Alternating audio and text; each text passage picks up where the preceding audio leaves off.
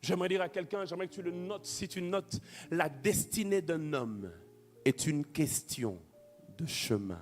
Merci maman. Et ils arrivent vers Samuel. C'est ça le plus beau.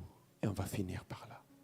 Quand ils arrivent vers Samuel, ils cherchent le chemin. Bien-aimé, Samuel fait toutes les cérémonies qu'il fait. Et à la fin, Samuel révèle à Saül le chemin pour atteindre sa destinée. Et j'aimerais que tu écrives ce chemin. Et qu'en 2024, tu ne te perdes plus jamais. Parce que tu seras désormais sur le bon chemin. Et ce chemin, je te garantis, non seulement tu vas retrouver ce que tu as perdu, mais tu vas te retrouver toi-même et vivre le plan de Dieu pour toi sur cette terre. Samuel révèle le chemin, mon Dieu. Oh mon Dieu. 1 Samuel chapitre 10. Commençons par le verset 1. Et on va lire, on va descendre, on va voir le chemin que Samuel révèle. 1 Samuel chapitre 10. Commençons par le verset 1, la Bible est là. Samuel prit une fiole d'huile qu'il répandit sur la tête de Saül. Il le baisa et il dit, l'Éternel ne t'a-t-il pas oint pour que tu sois le chef de son héritage? Regardez le verset 2.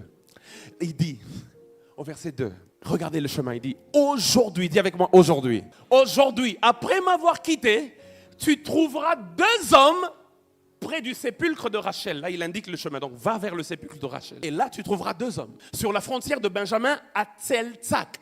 Et ils te diront, les ânesses que tu es allé chercher sont retrouvées. Et voici, ton père ne pense même plus aux ânesses, mais il est en peine de vous. Et il dit, que dois-je faire au sujet de mon fils? Verset 3, le chemin ne s'est pas arrêté. Ça, c'est le premier itinéraire. Deuxième itinéraire. De là, tu iras plus loin. Et tu arriveras aux chaînes de Tabor. Deuxième stop. Chaîne de Tabor. Où tu seras rencontré par 3 hommes montant vers Dieu à Bethel et portant l'un. Ah, nous sommes à Bethel au fait. Waouh.